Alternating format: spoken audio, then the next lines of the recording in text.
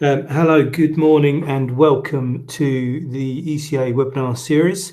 Today we're looking at two key issues. The first is the development of furlough scheme within the government support system for the coronavirus job retention scheme, and Andrew will touch on that in a second. It's fair to say from a distance, and Andrew's been at the coalface on these issues, that iterative isn't almost the word, as this scheme has developed day by day, and this week we've seen the portal go live. So I'm sure Andrew and the audience will have a number of comments and questions around that, which hopefully Andrew will be in a good position to answer. I think he's done a really good job so far in our previous webinars of answering issues around tax, around how the system was intended to work.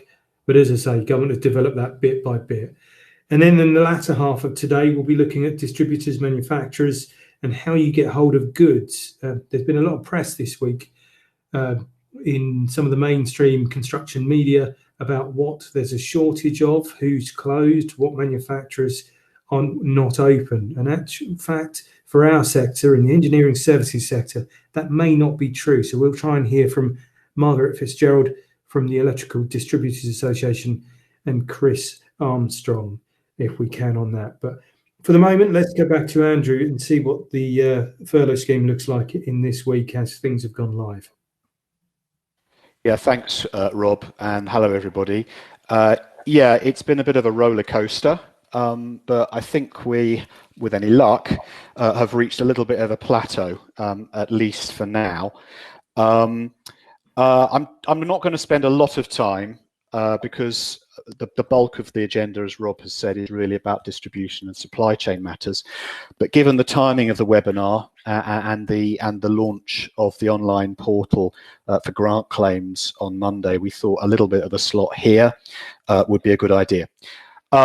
So just very briefly, where are we at? Well, there was a flurry of activity at the end of last week and obviously at the beginning of this week.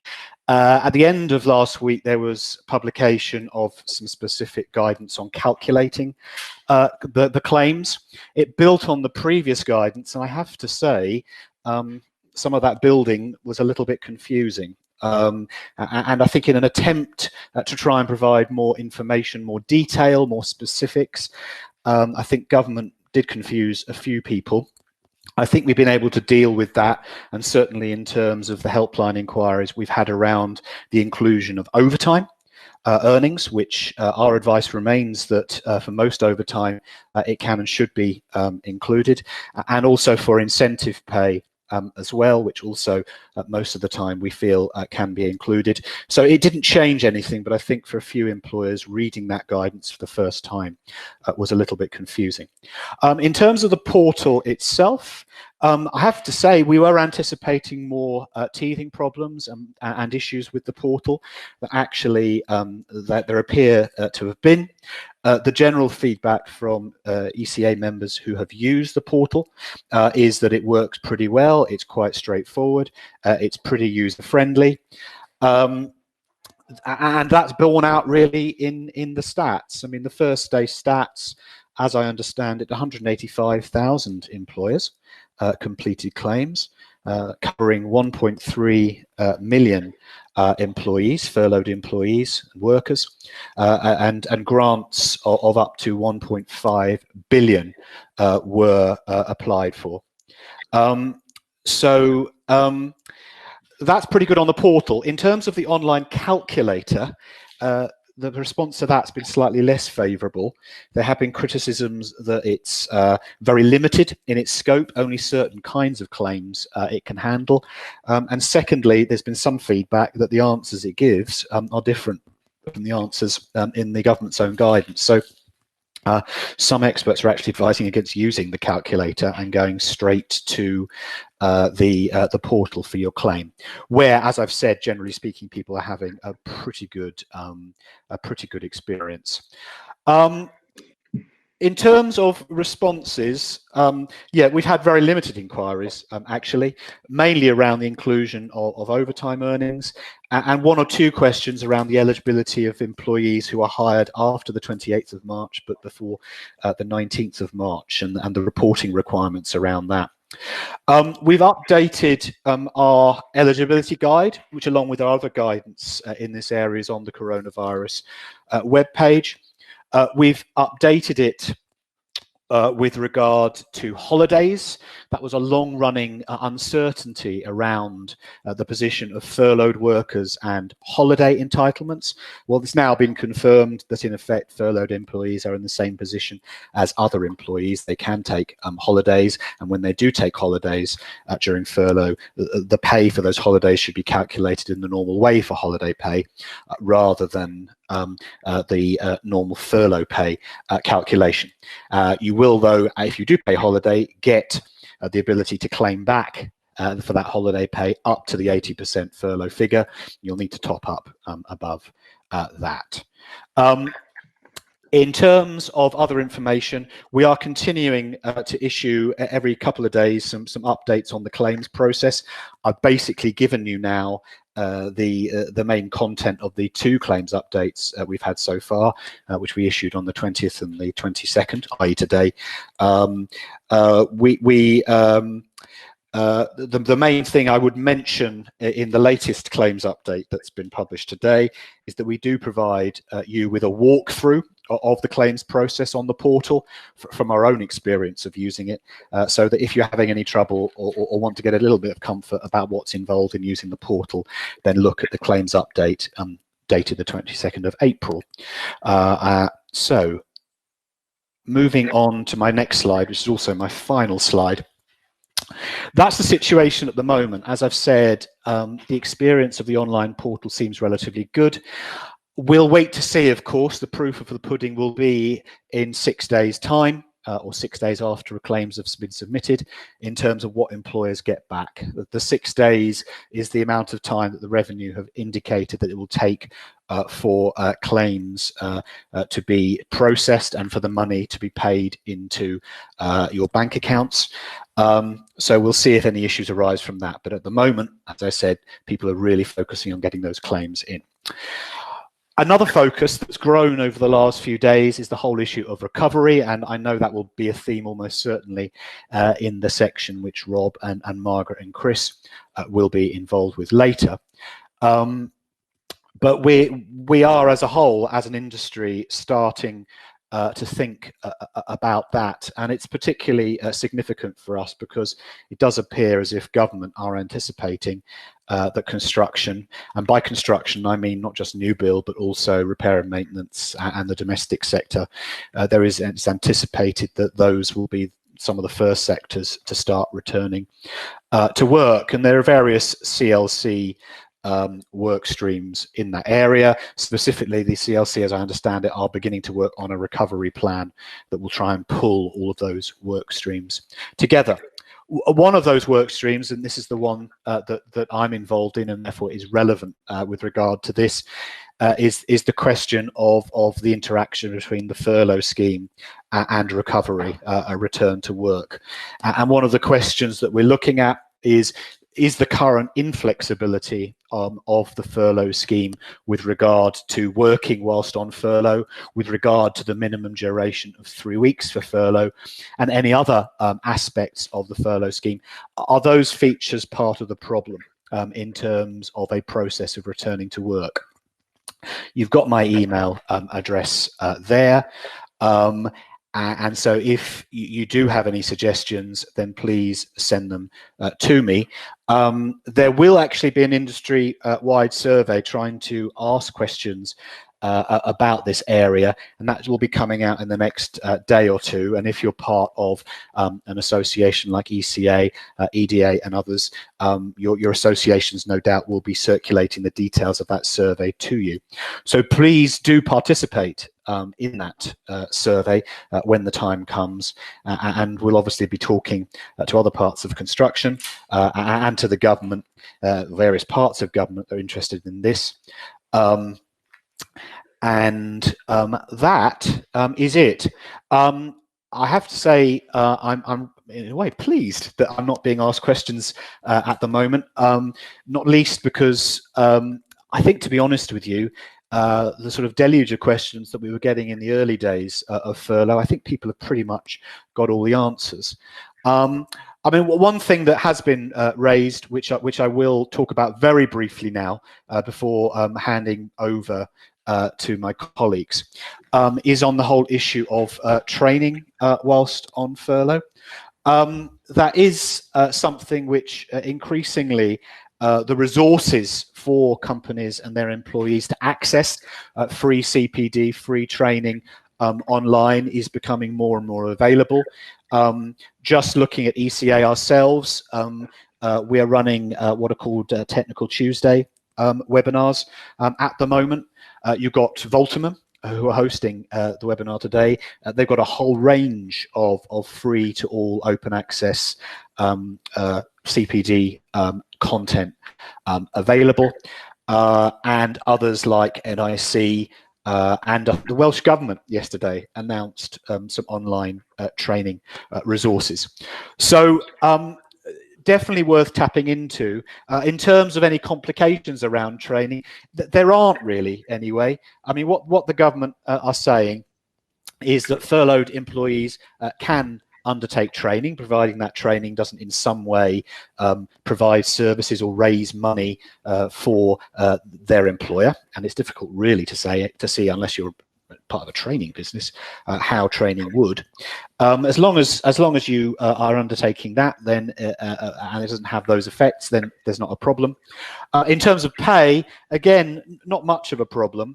You continue to pay furlough pay unless your 80% takes you below the relevant national minimum wage, national living wage threshold. Again, that's unlikely to be an issue in most circumstances.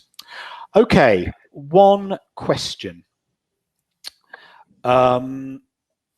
Okay, Tom Marry, the JIB has stated that furloughed employees continue to accrue holiday pay.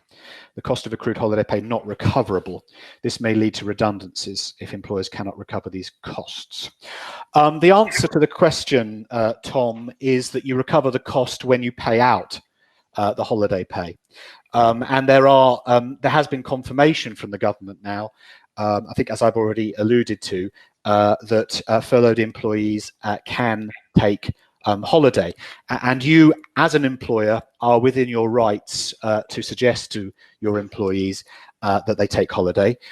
There's a concern, obviously, that that's not abused, that furloughed employees aren't forced in some artificial way to take holiday, particularly if they start to lose holiday entitlement, which they might legitimately have expected to take later in the year. But your ability to claim it back from the furlough scheme comes at the point where people take holiday, rather than the process of accruing it if you put it away in a separate fund. Can I ask, are firms allowed to start employing agency or subcontract labour if they have employees on furlough? There's nothing to prevent that at all.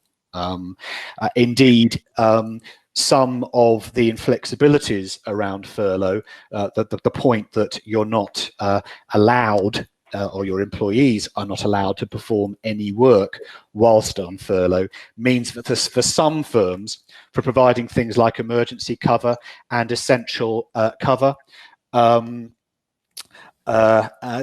actually keeping their employees on furlough and using subcontract people, self-employed people, to do that work for them. Again, it's not an ideal situation. It's not the only option for firms, but it is one option that some firms are taking. Yes, Rob. Jump on this as well. Yes, Andrew and I have had this debate a couple of times now, and I think it's worth mentioning that if it's a question of scale of workforce, this may well add up and make sense.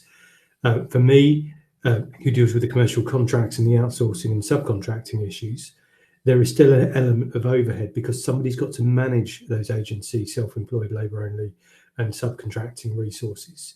Got to manage that the contracts are in place to assure quality, auditing, stepping down of any obligations upstream to those contractors, make sure the public liability, employers' liability, health and safety is adhered to, which all has to not only be in the contract, but managed and policed as well. So it doesn't entirely get rid of the manpower or people power resource required, but it would, where you are talking large scale, substantially reduce that number. Yeah, that's a fair point, Rob. I think, I mean, I don't have sort of statistics on this, anything reliable in terms of data, but the impression I've got that people who are going down this road tend to be on the smaller side of things, on the sort of on the residential side of things, rather than the sort of larger commercial new build kind of environment. One important point, and Ruth Devine's just made it, with regard to holidays, there is now the option to carry over a greater proportion of holiday into future years, up to 2 years. So you can carry over now up to 20 days holiday entitlement from this year over to future years. Again, as an employer, you'll need to gauge how desirable that is. But it does provide a flexibility that you can then discuss with your employees. And of course, that's a flexibility that applies not only in relation to your furloughed employees, but also to your employees who are still working, those people that you're really relying on to keep the business running. I haven't seen any more questions, and I'm not proposing on outstaying my welcome. It's now 11:20, so what I propose now is dipping out, handing over to Rob, and I think that will then allow Mike Giles to come in to take over the hosting duties. Is that okay with you, Rob? Yeah, it's fine with me. Thank you, Eldred. Okie doke. Thanks, everybody. Cheerio. Right, thank you very much. Let's move on to this idea of which Andrew actually mentioned. The idea that actually when and when lockdown somehow finishes and we are allowed to transition out of what we're currently in, and bearing in mind that the English government, and to an extent the Welsh, although they have come out with some slightly different rules, and Northern Ireland equally, have continued to push that sites are open for business. And the overall picture has been, whilst there has been problems in London due to the concentrated nature of sites and the travel problems, 75%, we believe, of sites outside of London have remained open and operational. It depends on what kind of sites you're on, whether it's commercial, residential, those kinds of different aspects as to what the reports come back are looking like. And we know that there are site operating procedures in order to manage and mitigate the risk of continuing on site. But the question in the media this week, which has been raised, is about how you access some of the materials needed, because this transitioning issue is going to be about productivity, and what the materials you need to continue on site are key to that. So I'm going to let Margaret take over from here and talk to us about that, and then hopefully I'll be able to ask her and possibly Chris some questions. Okay, good morning, everybody. I hope you can all hear me clearly.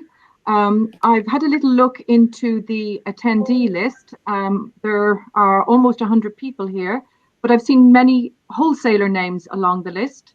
And I would just suggest that if there are questions, that the wholesalers get actively involved in the chat, and to make sure you can do that and type in questions and even answers. Make sure you're on full screen, which is one of the buttons on the top of the screen here. You can chat and type in your messages by putting them in on the bottom right-hand side. So I would like to take a minute to introduce the EDA to those contractors who may not know much about us. So here goes. Firstly, Chris Ashworth, the EDA president, is supposed to be joining me in this webinar. There have been some technical difficulties till now. Perhaps he might still manage to join. I know he's down as one of the attendees, so he may be able to comment in the chat. But anyway, Chris, here goes, and I'm going to try and manage without you. Right. Today, I'll give you an introduction to the EDA, as I said, and then I will let you know about the impact of this virus on our sector as a whole. There's been quite a different picture between March and April. Then I will give you some practical information on who's open for business, how our wholesalers are running their businesses safely, and then talk about some of the other issues we see in the short to medium term. Right, a bit about the EDA. So the EDA is not quite as old as the ECA, but we are over 100 years old. We've been operating since 1914. We see ourselves as the essential link in the supply chain between the manufacturers of electrotechnical products and the electricians who install them, adding crucial value for contractors through our procurement, the finance we provide, stocking, delivery, sales, innovation, etc. Our members, a few facts about our membership. There are 246 companies who are members of the EDA today. That represents 75% of all wholesalers in the UK.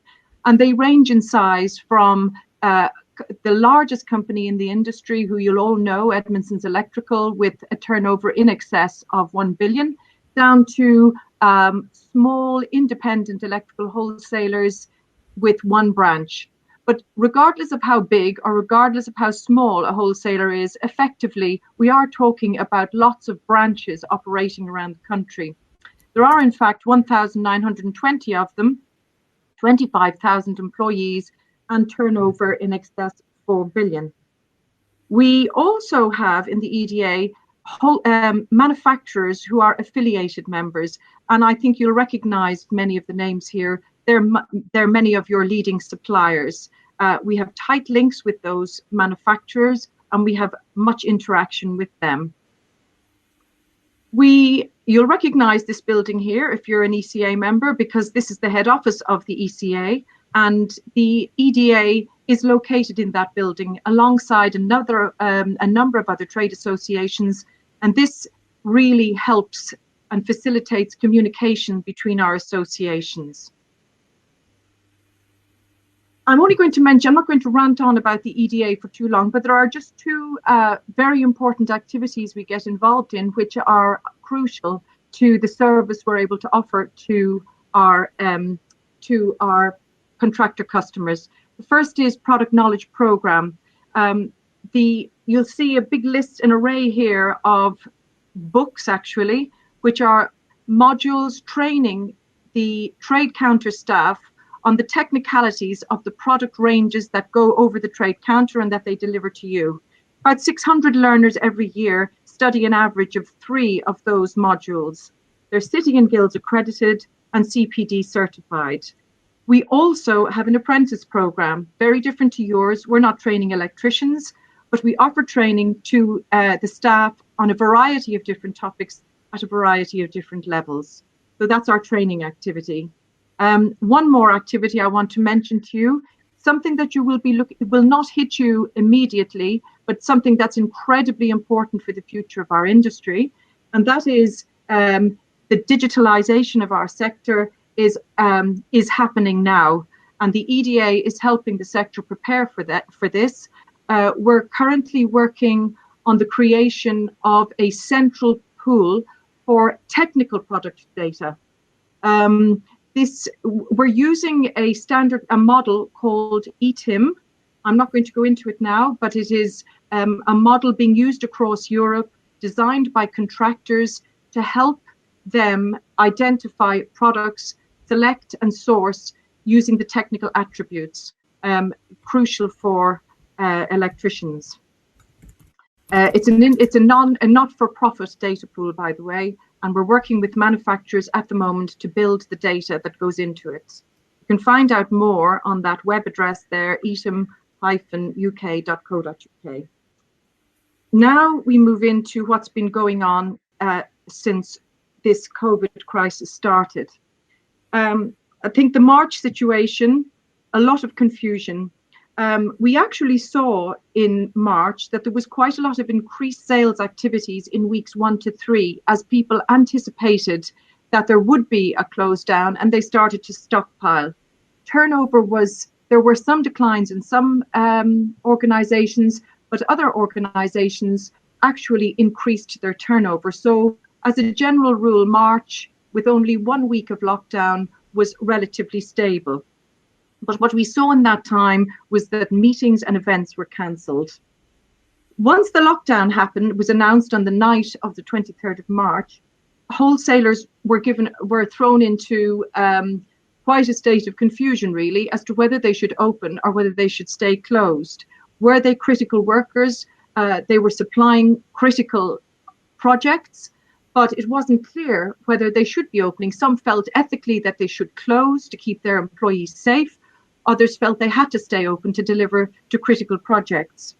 It was quite a job for us at the EDA to try and get, as indeed for lots of other people in the construction industry, to try and get clarification on what we should be doing. We did succeed in getting something from the minister there. You can see part of that letter, which helped our members show that they should be open.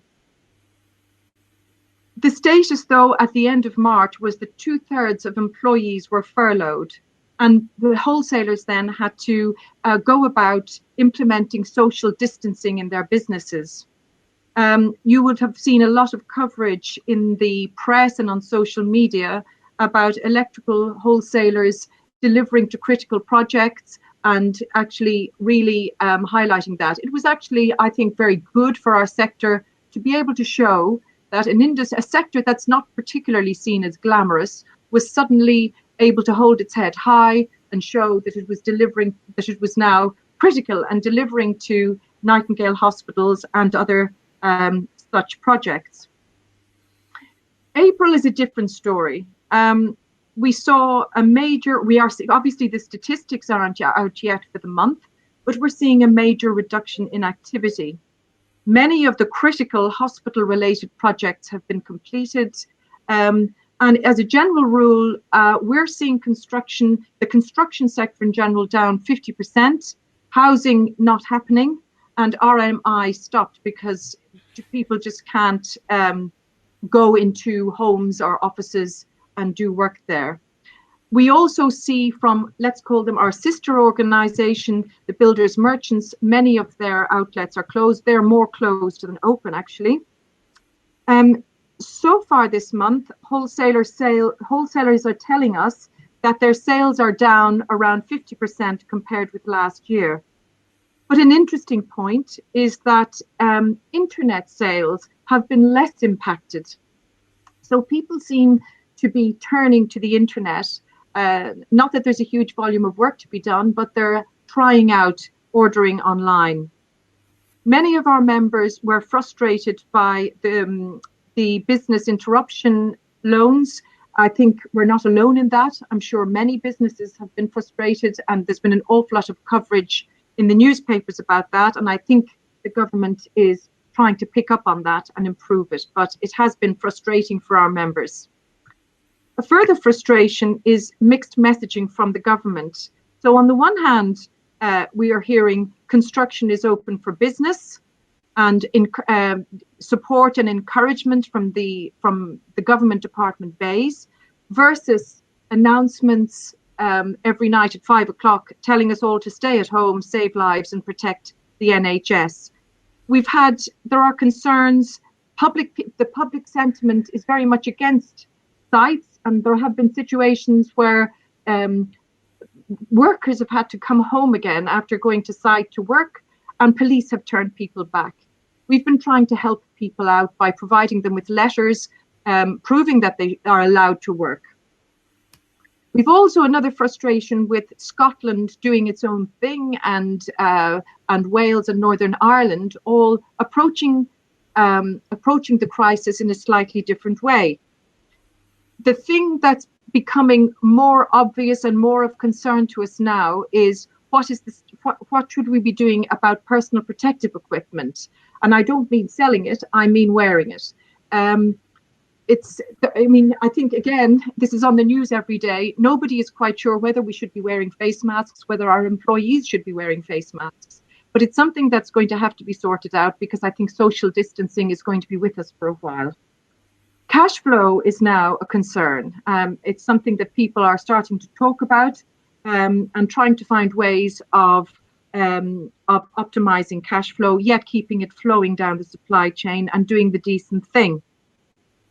The other thing that's been very important for us in April has been the issue of the site operating guidelines. It's been mentioned before.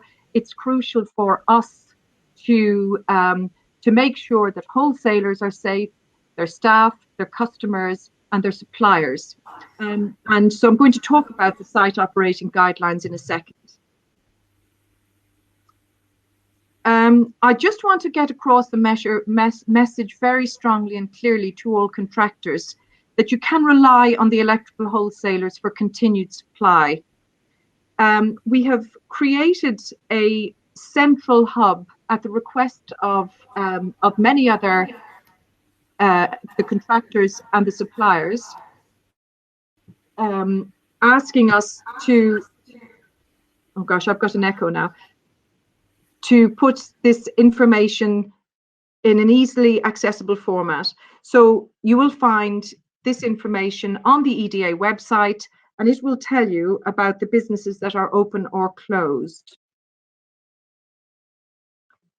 Right, so here, who is open for business? This is just a little extract from that central resource. Of the 245 electrical wholesale businesses, 155 are open for business and observing social distancing. 18 wholesale businesses are closed, as you can see in red there, and 61 businesses are offering reduced service. So collection only, some branch closures, reduced hours. But out of the 1,916 branches, as far as we can see, only 50 branches are closed. Now you can see that we're constantly updating that. So that is a really nice resource for you as contractors to go and check who's open and who's closed. On the question of running our businesses safely, so that you know that when you go to our businesses or that when your staff go to our businesses, that the guidelines are being observed, and also knowing that you are doing businesses that are behaving responsibly. We are currently operating to the CLC site operating procedures. However, we are creating, and it's already at second draft stage, a very comprehensive guide for electrical wholesalers called COVID-19 and social distancing. And you can see from the slide here, it is broken into 9 or 10 sections, touching upon all the areas of the electrical wholesale business, whether it be in the warehouse, delivering to site, collecting at the trade counter. And this has taken the CLC procedure, and we brought in members of the wholesale community to help us work on this. The second draft is being worked on tomorrow, and we hope to have it out very quickly, and it will also be available on our website. We continue as a trade association to talk to our supply chain colleagues. At the very top of the chain, we speak to the Construction Leadership Council through Steve Bratt at the ECA and also the Builders Merchants Federation. We have weekly conversations with our supply chain trade associations, that's manufacturers and constructors. The board of the EDA meets every week in what we call our temperature check meetings. We're constantly speaking to our members via surveys, and we've created this central resource hub here where all of the information we collect and all of the resources we create are out there available for members and others in the sector. So what do we think is going to happen next? We at the EDA, listening to what's going on around the industry, anticipate a slow return to work and a gradual ramp up in demand. The implementing site operating guidelines in our own businesses and in all businesses will mean lower productivity because everybody's going to have to do things more slowly and at more distance and keeping people safe. It may be there may be different shift patterns put in place on sites, allowing people to travel to work at different times. So this may well lead to increased labor costs, we don't know. And it may also lead to some contentious contractual issues because if sites are completed more slowly, some of the contractors higher up the chain may invoke clauses about completion or late delivery. We actually don't anticipate major material supply issues. Our branches are well stocked. Our suppliers are telling us that they will be able to deliver, particularly the cable manufacturers. They have reassured us that supply is not an issue. The lighting manufacturers do rely heavily on raw materials and components coming in from China. However, the crisis started just before Chinese New Year, and in anticipation of that, many wholesalers and manufacturers in the UK stocked up heavily to take account of that closure, and that stock is still available. A little bit further down the line, we see that this whole situation will have led to an acceleration of the move to online trading and to the digitalization of the sector.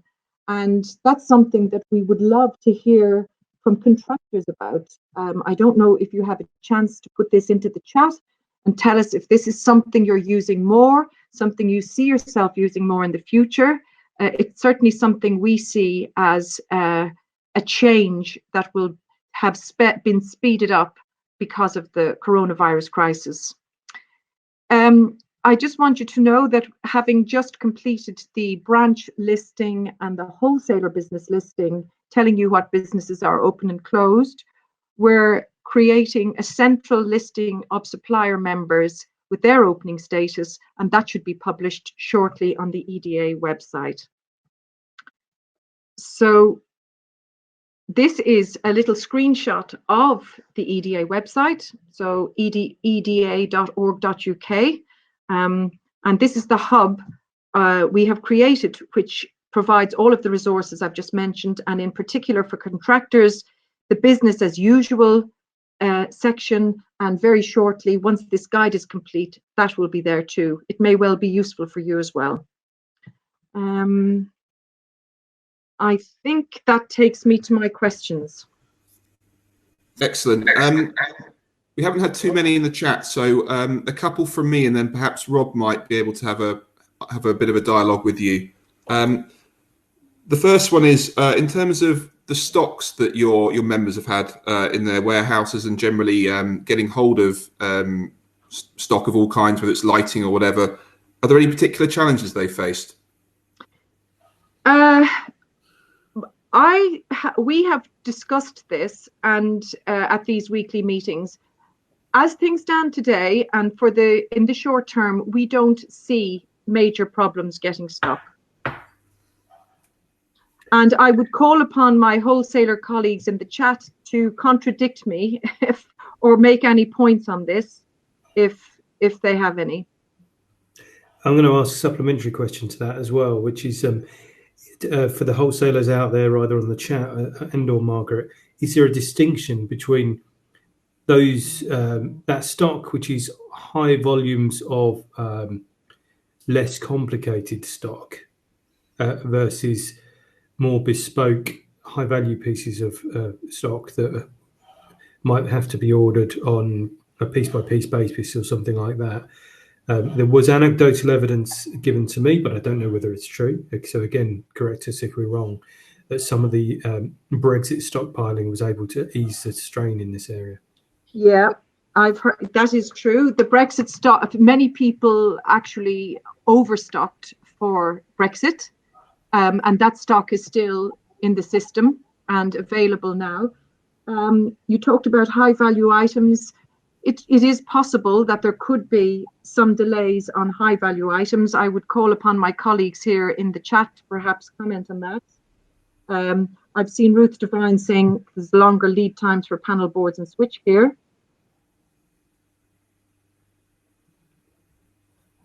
Yeah, there's more. And I can see some of the contractors are talking about issues they're getting.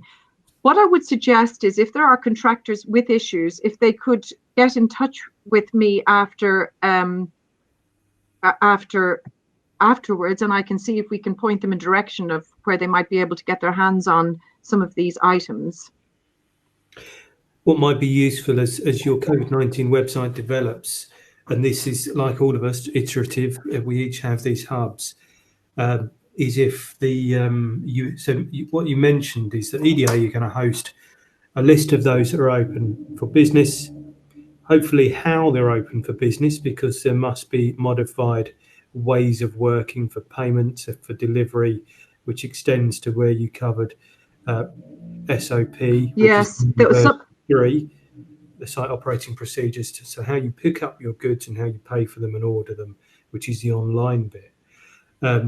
And that should be the central portal for contractors, certainly within ECA and wider, as to how they can manage this process better in the future. Yeah. It's like all these things.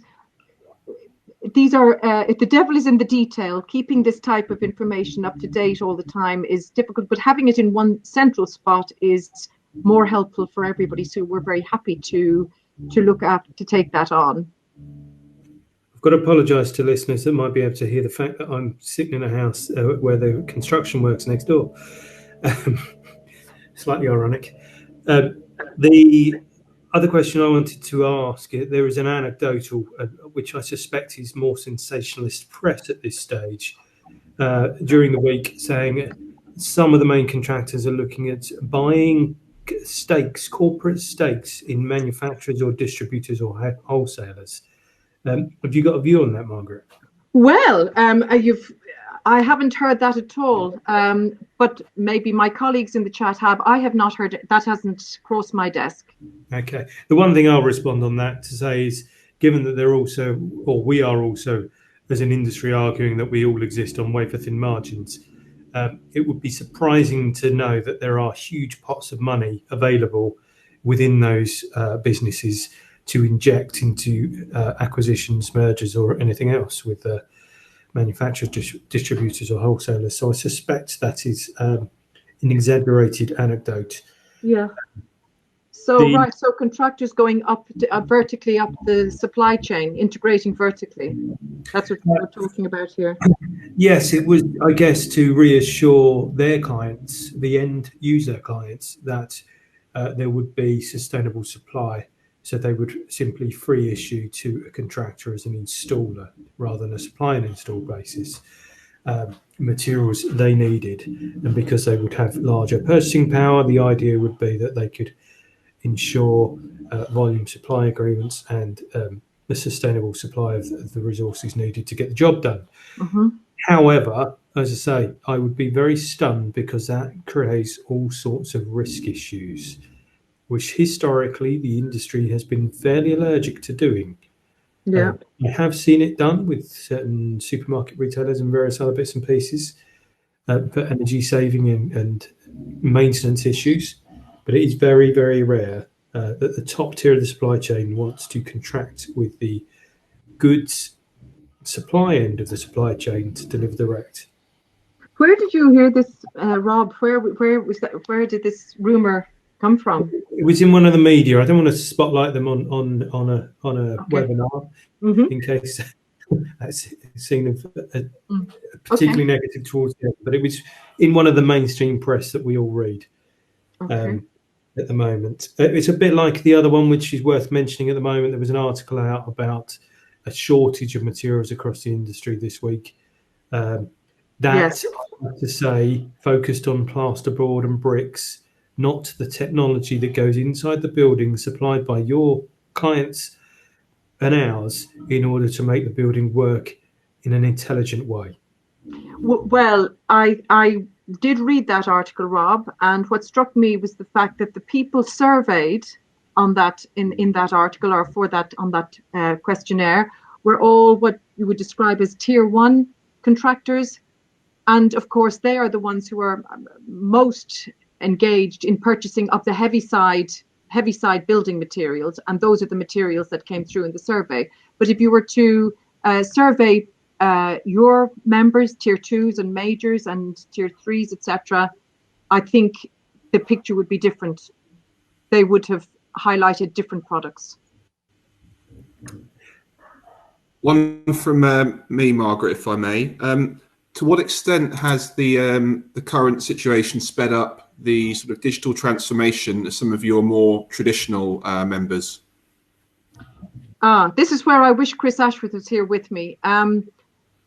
Well, first of all, I suppose we've moved to a situation where for most branches, the actual trade counter is, rather than popping in and ordering stuff at the trade counter, you've got to call and collect or click and collect. And your deliveries or your orders are then, you collect them at the counter, or they're delivered, or collect them on the site, usually in the car park, observing social distancing, or they are delivered to the site.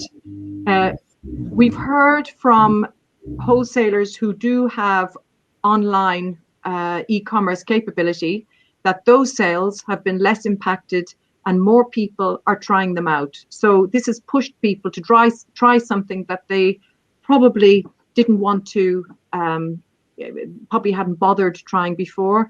And I suppose it's just the same as we're seeing in the retail sector. People who would always naturally go to the supermarket to buy what they want, they're now having to turn to Ocado, Sainsbury's delivery online, etc. So it's no surprise to me that things have moved along in that sense. And I think it'll probably push people to adopt those technologies in their businesses more quickly now. Okay, and a slightly related one. Have you been made aware of any increase or otherwise in people buying online off less reputable websites where the quality of materials may therefore be in doubt? I haven't had any specific information on that. One thing that I did hear, again, I have no, it's just, I suppose, apocryphal, is that this type of operation is likely to struggle because the less reputable people, dare I say, often import container loads from China and may well be struggling now to get supply, or but I do have to say I can't really answer that question. I don't know. Okay, thanks. Any more from you, Rob? Chat feed, taking Margaret back to one of her slides where she talked about training modules. Yeah. And I think one of the questions was, were they open to non-members, presumably non-members of ECA and EDA? We'd certainly allow they're certainly open to electrical contractors. We'd be delighted for electrical contractors to have a look at those. They're very useful, and I think they'd get a lot out of them. The second, so they just have to contact us at the EDA, and we can talk them through. And those details are in the chat thread to contact EDA. The second one, I think, is probably a question for me, where somebody's asked about site operating procedures. Again, it's a bit like Andrew's furlough system. This has been a very iterative and therefore sometimes confusing, because you amend our guidance one day and then the next day it changes because of further announcements. Let me paint a picture. We had version 1 where the Construction Leadership Council stepped into the void because there was confusion over lockdown announcements. The lockdown announcement was, if you can work from home, you should. If you can't work from home, you may still go to work. Otherwise, you can't go out other than for medicine, shopping, and one exercise a day. So that put construction in the invidious position that most of it has to be done at site face, cannot be done remotely. So version 1 of the site operating procedures was there to manage the process of continuing construction in a safe way. And the position put out by the Construction Leadership Council was, provided you can travel to work, to and from work responsibly and safely, comply with the site operating procedures, manage the health and safety risk, and comply with Public Health England guidance, then you can carry on. That was then extended. There was a version 2 which was released for about 3 hours and then retracted because of the problems with it. We're now on version 3 and have been for about a week. which talks about how you carry on in slightly more detail. So the experts around the industry in health and safety of people who do work on site and not just professionals who are in remote home offices, took a step further and worked out how you do less than 2 metre distancing working on site, how you deal with the challenge of face masks and various other bits and pieces. It's those site operating procedures that deal with deliveries to and from sites, cleaning cabs, plant, those kinds of issues. And therefore, that's the starting place. We have seen a slight confusion as Scotland went to a list of critical works that would still proceed, but all other sites were to close, whereas England, Northern Ireland and Wales have carried on. But Wales came out with some supplementary guidance as to what social distancing looks like and included specific references to construction. And I think we're now in the period where planning the transition out of lockdown is important, because we recently saw the one of the government departments release a model, not necessarily the model, of how our industry could be economically impacted in quite a severe way if we're not allowed to come out of lockdown in a fairly managed environment. So that's where we are. Trades in people's homes can still carry on, and we have guidance on all of this on our website, on our ECA COVID-19 website. There are social distancing requirements that need to be in place, but it can carry on. As I'm literally seeing next door to my home at the moment.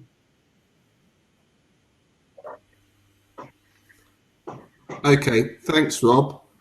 Unless there are any more questions, we'll wrap up the webinar unless you want to make any concluding remarks, you or Margaret? Okay, thanks, Margaret. Thanks, everybody, for listening. A replay of this webinar will be on our website in the next 24 hours or so. That's on www.eca.co.uk/coronavirus. The next webinar will be next Thursday, 30th of April at 11 a.m. It will be featuring data and business expert Martin Hughes on the implications of coronavirus on our industry. Rob will also be taking part in that. Thanks again to Margaret and to Rob for today's presentation, and see you next time. Mike? Yep. Quick comment, because there was one last question in the chat box about FFP masks, face masks on site and main contractor specifying them. It is for the main contractor under CDM regulations to put together the construction phase plan and to manage overall site safety. That's welfare facilities and other issues. It is for you as an employer under the Health and Safety at Work Act to manage your employees and do your risk assessments and method statements.